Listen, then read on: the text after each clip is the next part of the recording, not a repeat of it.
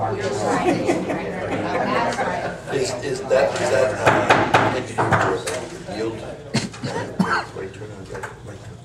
Adequate notice of this meeting was provided to the Westfield Leader, advertised on January 9th, 2014. Notification was sent to the Star Ledger and prominently posted on the Municipal Public Bulletin Board and filed in the office of the Municipal Clerk, informing the public of the time and place according to the provisions of the Open Public Meeting Law, Chapter 231, Public Law 1975. I would like to ask everyone who has a cell phone or a BlackBerry if they would kindly silence it. If you must take a call or whatever, do so out in the hall. It would be greatly, greatly appreciated. I just want to ask Ms. Carney, we're missing what, 2? Yeah, we're missing 2. Okay. What we're gonna do is we're gonna make a little change on the agenda.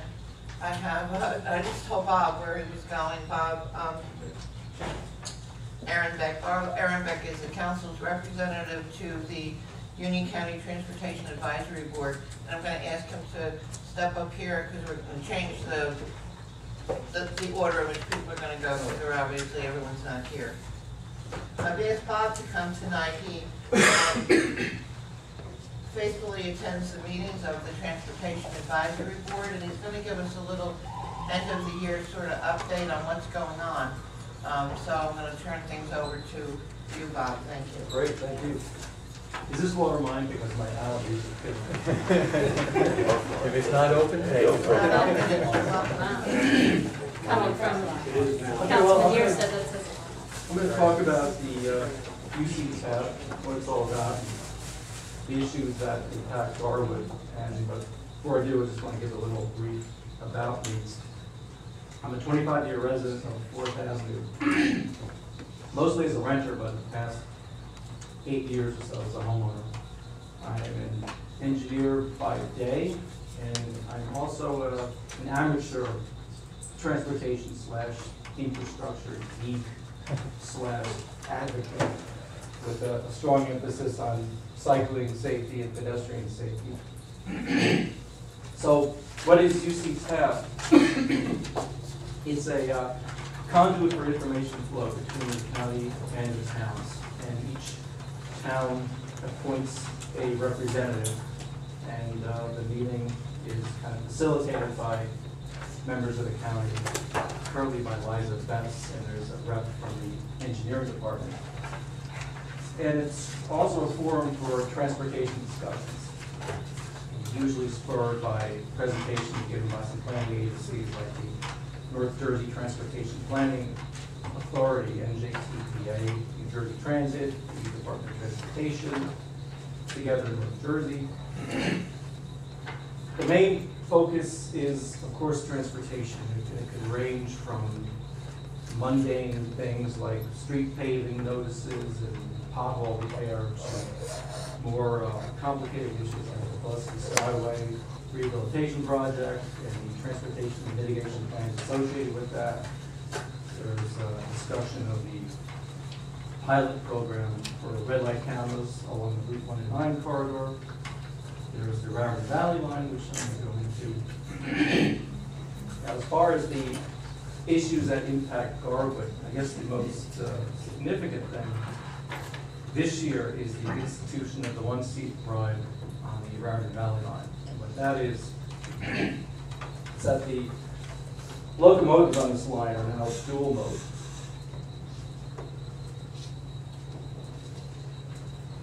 Meaning they run on diesel and electric power. Diesel in this area, and then we switch to drawing power from the overhead wires to make the trip on the Hudson River.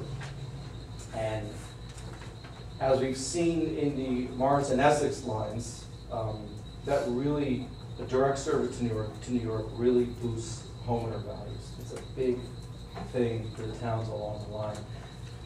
The first phase of the project was started in March, and that consists of 5 trains in each direction in the middle of the day, between the morning and afternoon rushes. In November, we're going to move to phase 2, which is one-seat service after 8 p.m. leaving New York. Phase 3 is weekend service, and that's not as easy as it sounds because there are 2 tunnels right now, and typically on the weekend, one is undergoing maintenance. So there's a bottleneck there. So there's no definite date for that to begin. Phase 4 is to squeeze in 2 peak hour trains during the morning rush.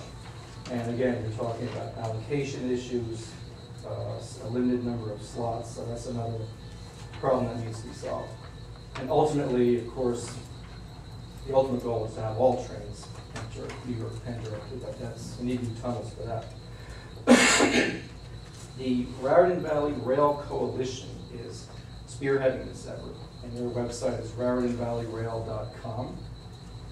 And to get the word out, they've asked that all towns along the line place a link to their website on the city or borough's homepage.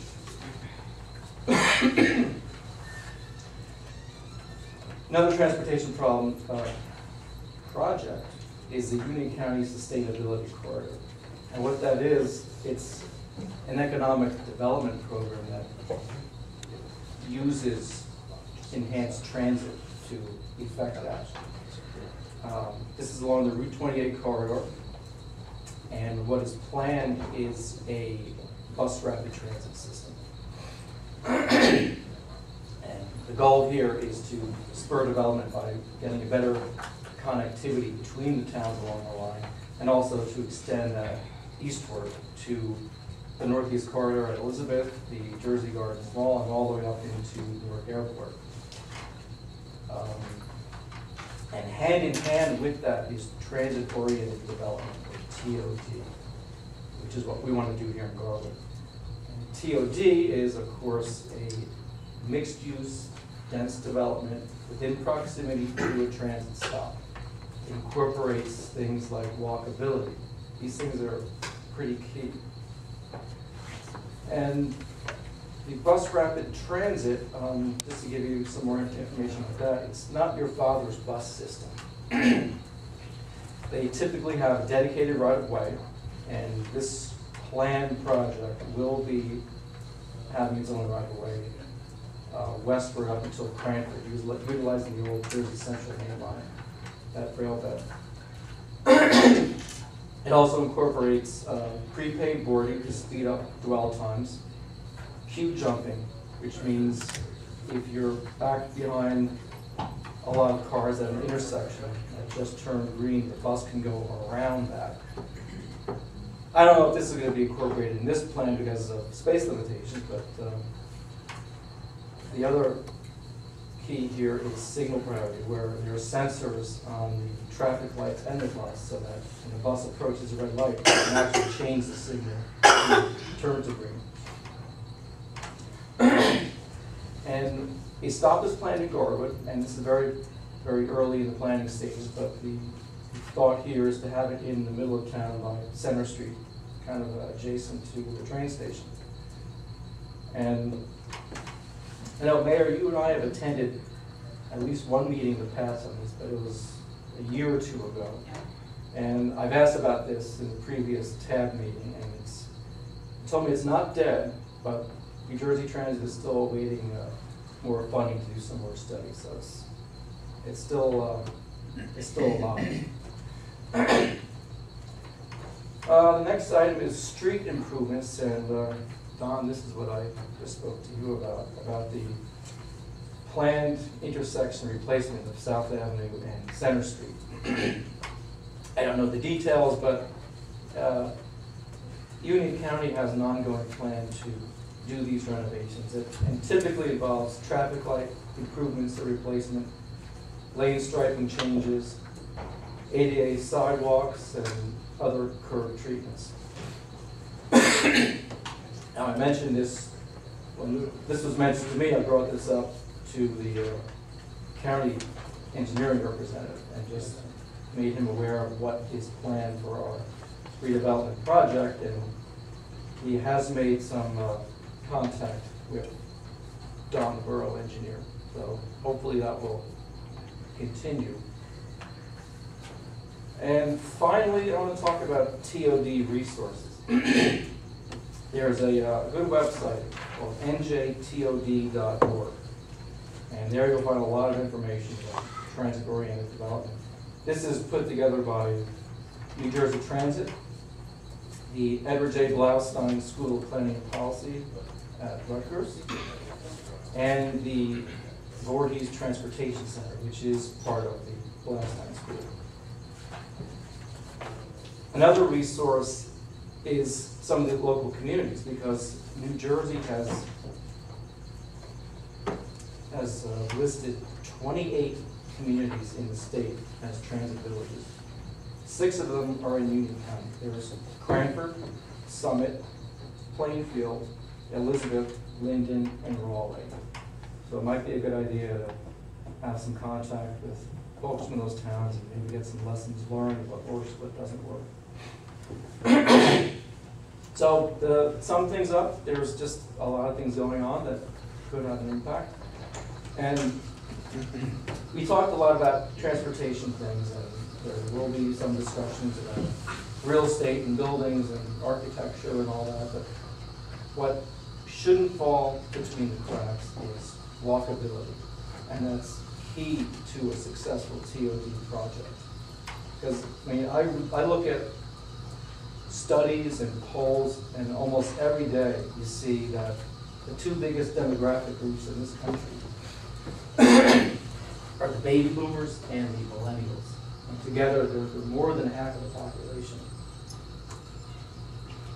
Both groups, for various reasons, have stated a preference for walkable communities and a desire to drive west. And there's a lot of pent-up demand for walkable communities. And Garwood has good potential. It's got good bones. It's a nice compact town. It's in a nice grid street pattern. But the reality is it's through the downtown. It's very unpleasant to walk. It's actually hostile. You have speeding issues. You have people who don't stop for you at crosswalks. You have light signals for pedestrian crossings that are messed up. So those are things that need to be looked at as part of this overall project. And, that's it. If you have any questions, I'd be glad to entertain. Anybody up here have anything specific they would like to inquire about? What would you do for what would the improvements be for the intersection that you're saying is terrible? When it was mentioned to me, this was several months ago, and I was just told that the county has an ongoing plan to replace intersections. And he gave me those general things of what they do. And at that time, it was just mentioned to me that this intersection was under consideration. So that's all I know. I know, Don, do you have any more information? Well, I think Tom's aware that the county's hired a consultant. We went to the county and asked them to improve the intersection. They hired a consultant, and they had a kickoff meeting, I guess 2 months ago, which was a meeting between the county, the local officials here, and the county officials to, start the project. So that is no longer, it's a reality at this point in time. It will be done. The plans are being worked on. My only concern is that this would be treated like a high-speed road, and a high-speed road through the heart of a downtown that you're trying to introduce walkability is not a good idea. Even the 35-mile-an-hour speed limits are not a good idea. So hopefully what they have in mind will jive with what is intended to go up in the downtown for the redevelopment. I don't want to press this or waste a lot of time here, but we have an intersection, we have a traffic light, and we have a speed limit. Those seem like the elements here that we're working on.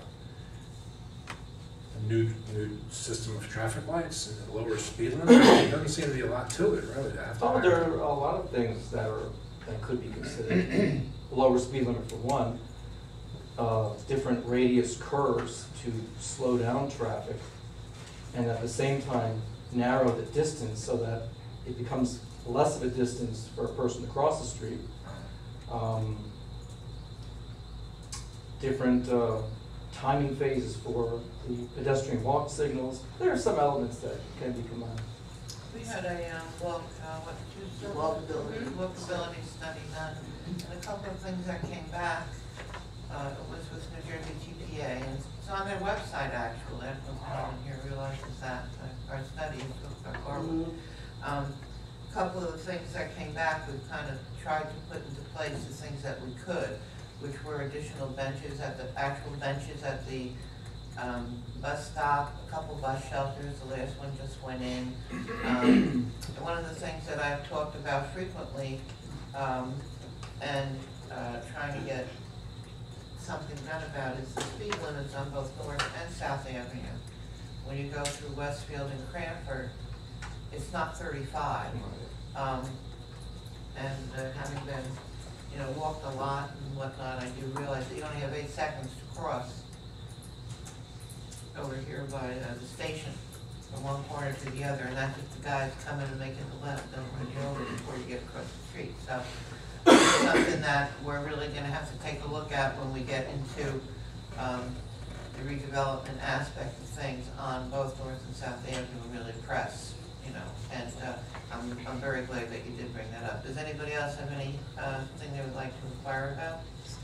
Yes, I'm sorry. So did you say that there's an actual project coming up to look into all this? I believe it is a definite thing. What I was told at that time, again, it was months ago, that it was under consideration. Apparently, it's beyond the consideration. Yes, it absolutely is.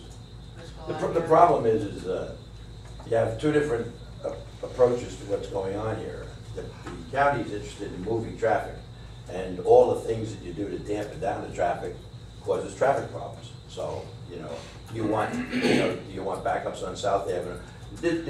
In 1 minute, you can only do so many things, whether it's 1 minute, timing for the light, or a minute and a half. In that time, you can only do so many things. You can only allow so much time to traffic and so much time for pedestrian crossing. I certainly have to say that I think the county's attitude is they allow more time for traffic and less time for the pedestrian. Now, can they squeeze another couple of seconds out of that? They probably can. But all the things that he would like to see done, I'm not putting them down, but putting smaller radiuses on a corner slows the traffic down. Absolutely slows the traffic down. But what that does means you got people, a light that normally would be, an A rating now becomes a D rating, because you wait 3 times for the light to change before you can get through it. So these are, the things, the battles you're fighting is to try to accommodate traffic and the people at the same time. And we're in a very urban area. That problem exists at every intersection. I would just hope that when this study or project is being looked at, that someone also realizes that we have a few projects underway, like the land use of New Jersey on South Avenue is going to be redeveloping and adding some apartments, and hopefully adding people that are going to be using New Jersey Transit more, and then obviously the Casale project was years to be developed, but hopefully somebody's going to be taking that into consideration. I hope so, because a highway through a downtown kills a downtown. I mean, I like everything you're saying, so this is good for Garwood. I'm sorry, Bill. Go ahead. Just a question, is there, from going to all the meetings, is there anything that you would recommend that we actually advance at this time at the council? Is there anything you need us to support or oppose? I don't think so at this time. Okay. And again, the Garden Valley thing is running on its own. The BRT and that study is kind of far in the future. I think we just need to forge ahead with If there is something you need us to do, don't hesitate. sorry? If there is something you need us to do, don't hesitate to ask. Sure will. I just wanted to follow up to Council President Palmer's comments there. With the county undergoing this study of Center Street and South Avenue, do we have a point person to communicate with them to keep that line open so that maybe they understand what our interests are versus what theirs might be? Are you that point person, Don, or You know, sadly, how does that work? Chief Underhill's not here. Maybe Doug, have you attended any of those meetings about? I have. Okay, the chief knows a real lot about this subject because he's Okay. attended those meetings. with Okay, the so county. they invite I him think in. you attended as Okay. well, right? Yeah. So I think they're beyond all the study and stuff. They're doing this project. Because we had the light knocked Right. down. Mhm. And one of the things the chief asked the county was their position on him replacing that light. Should he replace it with a more modern light, and that's in the proposal for this upgrade? Right. Should he, push it back a little further so that when you go around the corner, you might not knock it down again? Mm. And, the county told him, fix the light the way it is. But they Okay. are doing this project. Okay. That- Sadly, I he's mean- not here. The next council meeting, you can ask these questions that you're asking, he knows the answers. Okay, well, I'm just happy to hear that we do have, you know, a couple people as basically representatives for Garwood in on that, and, I'm sorry. oh, go ahead. Well, unfortunately, timing is everything, and it'd be great if our redevelopment plan was just so far along and say, here's our plans, county, can you fit this into what you want to do? And they're ready to go ahead right now, and it may not turn out so well. Right. So we'll have to see how it pans out, but hopefully Don and the chief are communicating to them.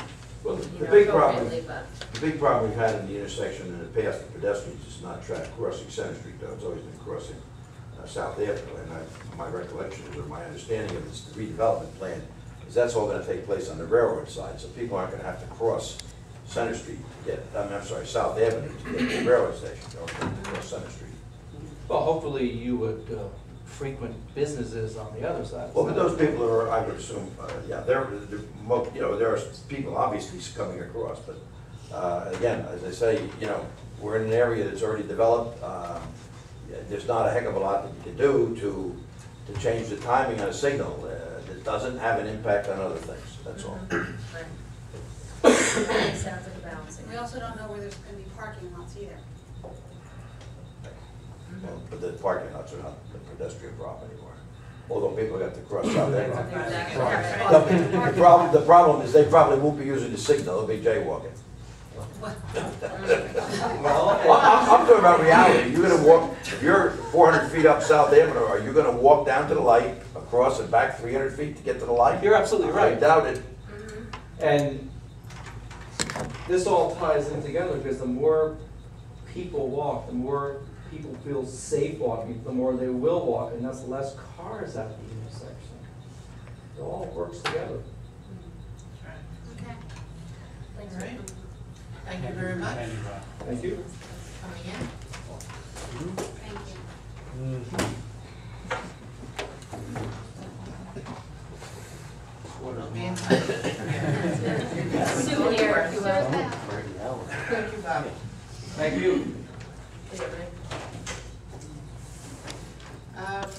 Next up, we did kind of a little bit of reverse skate. We're going to make a presentation this evening and acknowledge some people who were a very big help with our street fair. What are we doing here? Okay. Ready? Okay.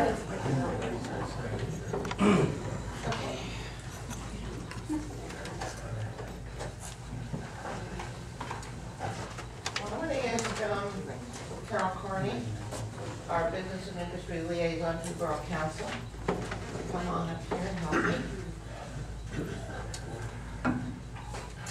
Anything you want to say before you want to wait? So I'll make a presentation. Okay. All right. Our first presentation is to the police department, to Police Chief Bruce Underhill, who's not here tonight, but the staff will accept for him. And this is to acknowledge the Garwood, the chief and the police department, presenting them the Mayor's Award in appreciation of their professionalism and dedication for their participation in the Garwood Rock Street Fair. You all did a really amazing job, I have to tell you. And thank you to the chief and the men of the Garwood Police Department.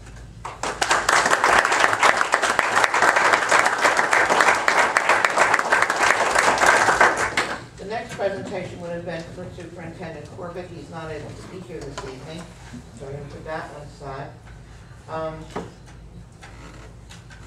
Where did he go? Mr. Sparrow snuck out? He had a issue at the school and they had mutual aid calls. So. Oh, okay. Well, that was going to be our next one, was the fire department. We have a couple missing in action. It's okay. Paul here? Okay. Our next one is someone who could not make it this evening, and you want to explain who exactly Paula is? Paula is the COO of the Garwood Family Center here in town, and they did a wonderful job. They stepped up. They had free events for children up to adults the entire day of Garwood Rocks. They are definitely a plus to our community here. And unfortunately, Paula could not be here, so I can give this to her, and I'll accept it for her. Okay. All right, the next one goes to Deanna Hunt. And we're going to be presenting her with the Mayor's Award in appreciation of her professionalism and dedication for organizing and running the Garwood Rock Street Fair. You did a really amazing job. And if you can let us know what Diana is attached to. She's attached to it. Yeah, but, I'm attached to her. I know, I realize that. We became one person over 4 months. Yes. Thank you. And she represents This is their productions. the production.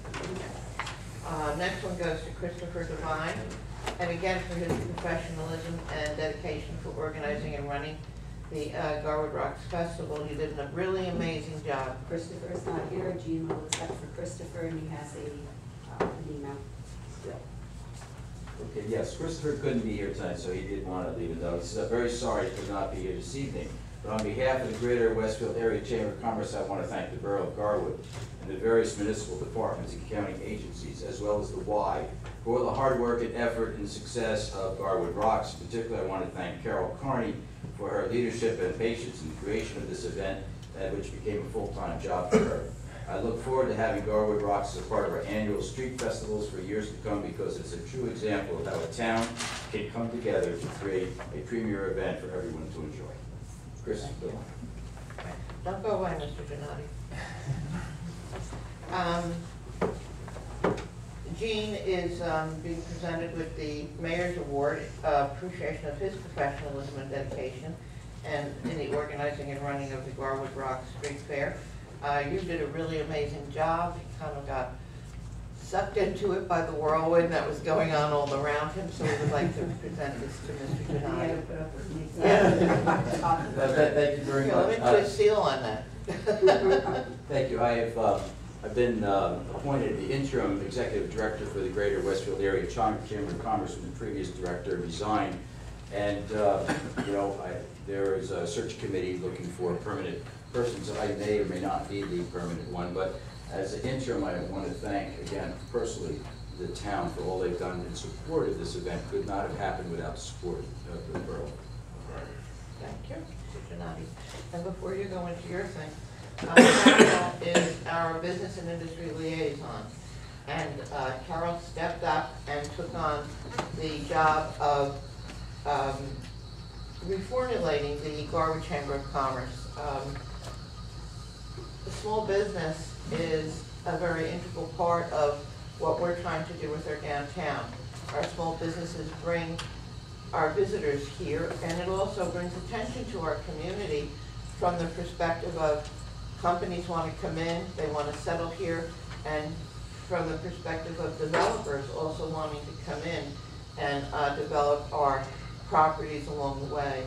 Carol's worked very, very hard on this street fair and whipped it together in about 6 months, and she did a wonderful job. So I would like to present Carol, our business and industry liaison, with an award and appreciation of her professionalism and dedication for organizing and running the Garwood Rock Street Fair. Thank you very much, Carol.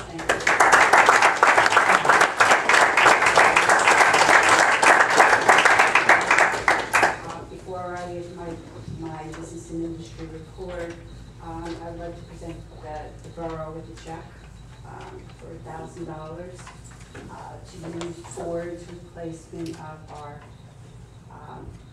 how could I nicely say, our pole banners, that when they were taken down, Mike, how bad were they? Our fingers went right through them, they're all dry rot, so this would be a check to go towards the replacement of the pole banners for ours.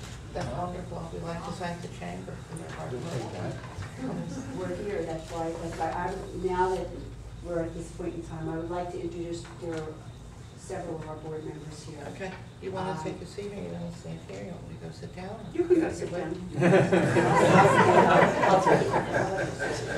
I'll stand up. You want the I don't gavel? like my back. Want the gavel? Or any recognition on it. Okay. Board members, we have Barbara Murphy. Nice to be here. We have Harriet Shulman, who's here, Harold Starr, Tim York, and then you met Jean Giannotti. They are a large part of, they're my backing. Very strong Chamber of Commerce. It was the best thing in the world that I did to join the Garwood Chamber with the Westfield Chamber. That's why we are here today. I'm very proud of them and thank you for attending. And now I would like to, before I give my report, I may as well thank the people who are here. The Mayor and Council, Christina Ariema, my sidekick, Mike Martin, he was with me throughout almost the whole 4 months. He was at all the meetings. Chief Bruce Underhill and his staff, I have no other words to say but outstanding. Captain Stouffer, amazing. Fire Chief Mike Donaldson and the Assistant Chief, Len Spina. The arrangement of all the county and special vehicles. Garwood DPW, they are the best of the best. You can't find a better DPW than we have here in Garwood. Deanna Hunt, she's an amazing person, and she helped me put this together, and I appreciate all her help. It wouldn't have happened if we did not have this as a production, because they are awesome.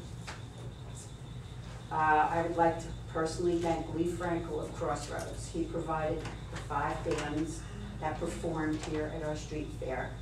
We could not make it this evening. I would like to thank our sponsors, our main sponsors, and they're all from the Township of Garwood, the Borough of Garwood. Spencer Savings, Investor Savings, Mooyah, Quick Copper, Prestige Motors, Advanced Printing. And they were stood behind us, and we really appreciate that. For the parking for the event, Casali Industries, Petro Plastics, Piscatilla Construction, Fidelity Management Company, for the Mall Associates.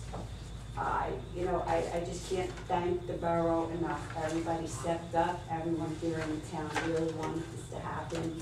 I woke up one morning and said, we need to do something here in Garwood, and everyone here in the town, and the chamber and Deanna, we've made my dream that morning come true for the town, and everybody here was smiling the day of the event, and it was just wonderful. Even up to yesterday, I think Jean even got it, someone said something to you today. They're still talking about it. As far as the end with the cars, we had over 209 classic and antique cars in town here. They came from as far as Westchester, Staten Island, Philadelphia. We thank the mayor and John, because they're involved, and Hot Rod Mike. I don't know how to pronounce his last name, and I'm not even going to try. So all I can say again is thank you.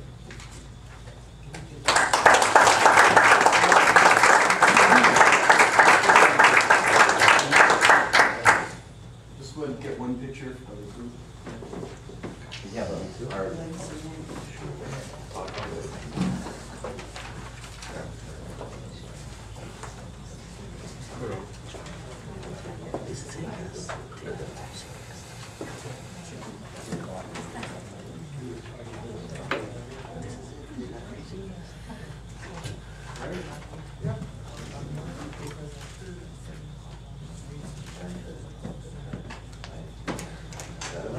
Gotta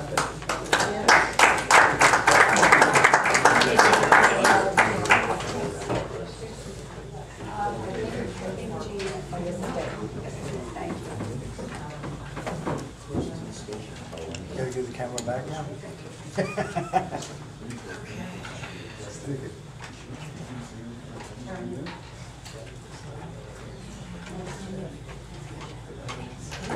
We're gonna be moving into, the Borough Engineers Report now. We're gonna kind of, and then we'll go into exec session. Mr. Borough. Thank you, Mayor. How are you? How you doing? All right, I'm fine. I don't have anything to report on projects, but I do have, was assigned numerous homework tasks over the week, 2 weeks, and I've looked into those items and I'll report on those. One of the items that was brought up at the last meeting was the curbing along South Avenue. I did an inventory of curbing that's deteriorated. There's approximately 1,900 to 2,000 feet of curb that's bad. There is also involved in that replacement of that curbing, in many places, removal of the brick pavers that are right up behind it in order to put new curbing in, so the pavers would have to be removed as well as the curbing, and then the pavers would have to be put back. The other, let me say, dilemma that you get out of this is that the curb height along South Avenue is very varied. It varies from 2 inches to 6 inches. And, you know, the problem is that you might have a piece of curbing in the 6-inch block that's bad, and that's easy to replace. But when you try to replace a curb that's out in an area where there's only 2 inches of curb, you want to just replace it and put it back at 2 inches, which is like kind of a waste of money. And putting it back at 6 inches looks kind of ridiculous. So, you know, the bottom line is that you have at least 2,000 feet of curb to replace, and with the pavers included, you're probably looking at somewhere in the area of $60,000 to $75,000 if you want to do something like that. You're going to have police on the job all the time. There's traffic flow. 2,000 feet of curb is probably close to $50,000 without the brick pavers. So I think you're probably looking at somewhere of $70,000 to $75,000 to do that work. I also was aware of, but I looked again at the situation that Mayor McCarthy brought up relative to the inlets at Maple and Willow. There's no doubt that the situation there is that the water, and it doesn't only occur there, but it occurs at every place now because of the way inlet handicap ramps are installed. They're installed at grade. They're not installed like a driveway up 2.5 inches above, 1.5 to 2 inches above the pavement. They're installed at grade. So anytime it rains, when you get a good flush of water coming down the street, the water goes up the ramp and you end up with maybe 1 or 2 inches. If there's 2 inches of water in the street, you have 2 inches of water in the ramp. There is certainly adequate crossing beyond the inlets at the intersection. The inlets are, I'm sorry, the crosswalks are back from the corner about 15 feet. And as I say, the water comes across those to the corner, but there should be no reason why you can't cross the intersection at the corner, obviously, unless you're handicapped, and have no problem, because by that time the water has been picked up by the inlets. You know, again, as I mentioned at the last meeting, we could install inlets 20 feet up the street, put them on the other side of the handicap ramp. Again, to install 2 inlets, again, doing this as a very small project, you're probably looking at, you know, by the time you put the inlets in the piping and the pavement, restore the pavement, you're probably looking at $20,000, $25,000. So I mean, I just think it's something that hopefully can learn to live with until such time as we do the road. And again, it occurs at every intersection, more so at that intersection than the other, because on Willow, you have about 900 feet. Most of our blocks are only 700 feet. That block is 900 feet long. There's no drainage in it at all. Plus, if you think about it, Willow Avenue is pretty flat. South Avenue is coming uphill. So all the properties along South Avenue, pretty much from from Maple to the town line, they all drain to the rear. So not only are you getting the properties on Willow Avenue draining onto Willow Avenue, but you get those that are on the county road draining back onto Willow Avenue. It's a lot of water. And at such time as we do the road, we would certainly install some additional drainage in the street. But that's the situation there. The other item that was brought up was the 400 block of Myrtle. I believe there were 2 hydrants on the block. I did look at them. There, obviously, there's 2 hydrants, one right next to each other. One, I'm sure, will be removed. The concrete curb has not been installed. I've notified Mike Banks and the water company relative to that, and a few other areas that also are in need of pavement replacement and restoration from last year's work. So, Did he give you any response? I haven't gotten a response back yet. Anyone have any questions for Mr. Borough?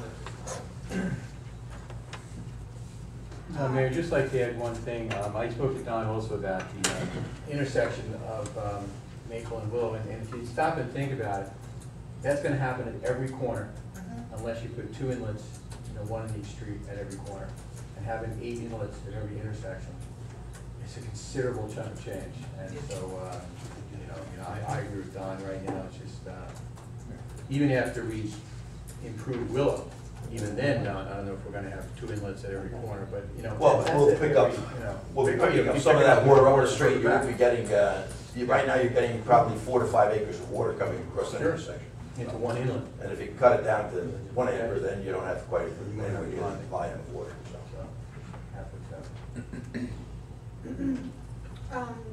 The issue of the curbing on South Avenue, do we want to give that to Streets and Roads to discuss, maybe in combination with finance, to talk about maybe what sections we want to maybe repair, what's more important to repair right now versus maybe next year, maybe project it out for a few years? Sounds good. I would agree with that. And to follow up, Don, would that be something to include in a road project like we do each year, or it's really something we should just do on our own? I don't know that the state is going to give us money to put a county road curb project. They give you money for drainage and they give you money for road improvements, but there's, and it's probably the same way the county looks at it. You get no improvement out of putting a curb in. It's an aesthetic thing. And a drainage thing. And a drainage thing, but I mean, other than that, they're only considering traffic flow and traffic movement. I mean, you can apply, but I don't think you're gonna get a grant. Well, I remember sitting here at a meeting being told one time that the county has never paid for curbs They don't. before. I've been around 50 years and I've never seen them involved. Huh? Yeah, well. Well, that's how they responded to me, so I was wondering if we could put, when we go forward with some of the road projects that we do, can we like add a block? You know what I mean, do it in parts? We can certainly put Annually, it in a when we- bid and we get a better price probably, put it in a bid with other projects, but it wouldn't be something that would be funded by the state. Right. But No, that might be a way to handle it. And also, I think it shows going forward, we've heard from, a resident in the audience at a prior meeting, that, they're unhappy with the curbs in front of their home as well.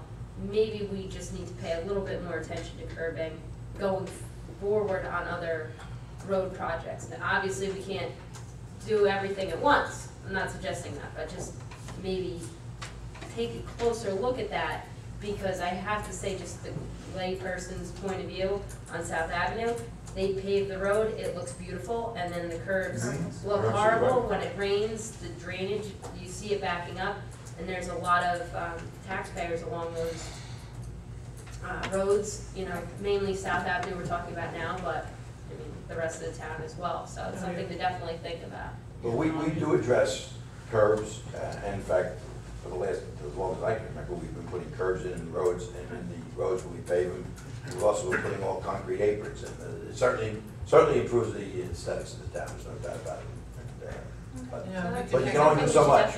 Right, agreed, and it's Yeah. something to definitely keep on the horizon. I think. Right, if we could even think about taking, as we said, a couple blocks and throwing it on one of our projects annually, when we submit, and start with the worst.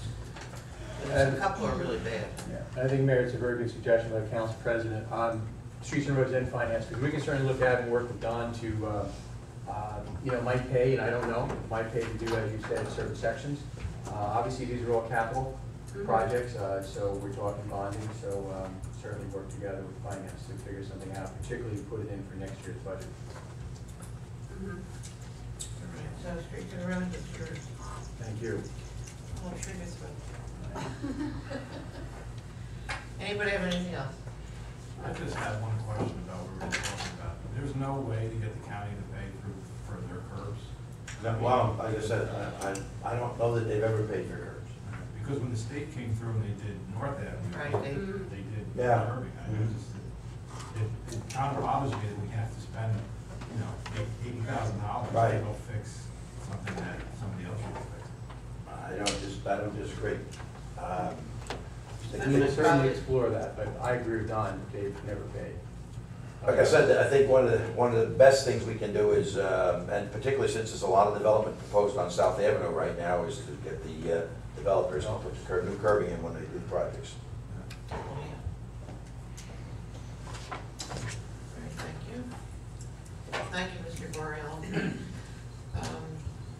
We're going to be going into executive session now, and I'd like to ask Ms. Ariana to read the executive session resolution.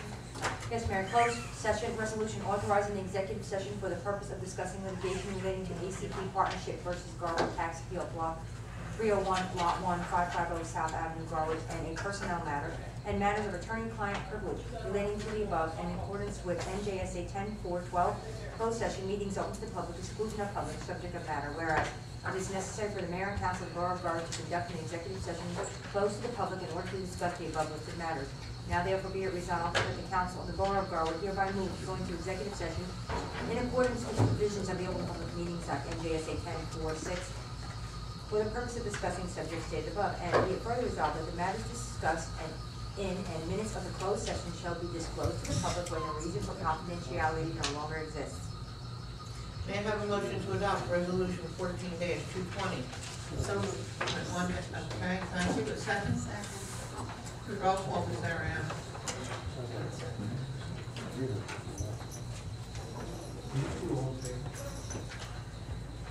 Council President Palmer. Aye. Councilman Martin. Aye. Councilman Matthews. Aye. Councilman Mearstead. Yes. Councilman Petroselli. Aye. And Councilman Fisco. Aye. Let the record reflect that no action will be taken during the closed session. All right, we're going to go to conference now.